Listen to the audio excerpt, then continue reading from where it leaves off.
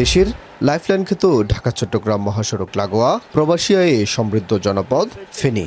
ভাটির এই জনপদ শিল্পায়নে এগিয়ে থাকার কথা থাকলেও রয়েছে যোজন যোজন পিছিয়ে। নানা অব্যবস্থাপনার অভিযোগ রয়েছে বিসিক শিল্পনগরীর বিরুদ্ধে। শিল্প উদ্যোক্তারা জানান, গ্যাস বিদ্যুতের সংযোগ পেতে ভোগান্তি, অতিরিক্ত করের চাপে অতিষ্ঠ তারা। যে বিসিক আমাদের প্রতিবন্ধকতাগুলো দূর করার কথা ছিল, আমাদেরকে সার্বিক সাপোর্ট দেওয়ার কথা ছিল। আমাদের সেই দিক থেকে আমরা যদি বলি যে বিসিক শিল্প অঞ্চলে আমরা কিন্তু শিল্প করেছি, কিন্তু আমরা প্রতিবন্ধকতায় জর্জরিত। এছাড়া রয়েছে বর্ষায় জলাবদ্ধতা, ড্রেনের সমস্যা, আলো স্বল্পতা ও নিরাপত্তার ঝুঁকি। বিনিয়োগকারীদের অভিযোগ, কর্তৃপক্ষের উদাসীনতায় দীর্ঘদিন ধরে লোকসানে তারা। বাড়তি কর দিয়েও মিলছে না কাঙ্ক্ষিত সেবা।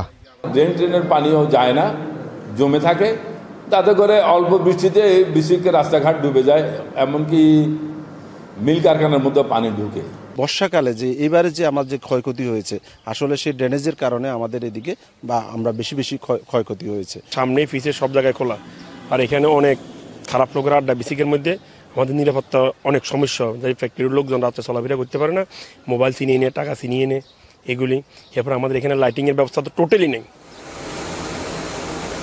তবে সমস্যা সমাধানের পাশাপাশি শিল্পনগরীর উন্নয়নে নানা উদ্যোগের কথা জানায় কর্তৃপক্ষ।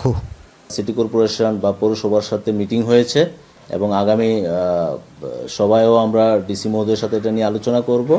এটা সমাধানে একটা উপায় আমরা ইনশাআল্লাহ পাবো। আর গ্যাস এবং বিদ্যুতেরও কিছু সমস্যা আছে, এগুলো আশা করি অচিরেই সমাধান হবে।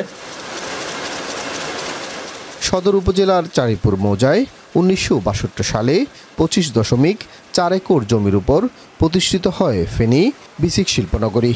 এই নগরীর 152টি প্লটের মধ্যে 10টি প্রশাসনিক কাজের জন্য, বাকিগুলি শিল্প ইউনিট স্থাপনে বরাদ্দ দেওয়া হয়, যেখানে গড়ে ওঠে রপ্তানিমুখী ঔষধ, towel, handmade paper, jute, rubber সহ প্রায় অর্ধশত শিল্প কারখানা।